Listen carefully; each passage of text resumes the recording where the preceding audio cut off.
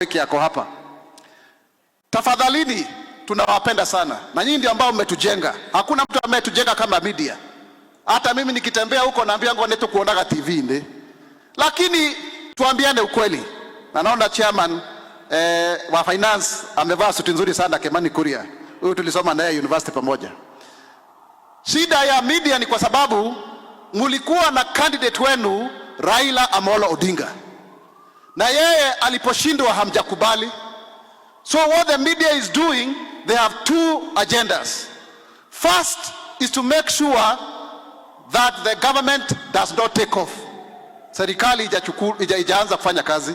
Second ni kuhakikisha kuonyeshana kwamba the government has failed, ili waweze kuinsight wa Kenya.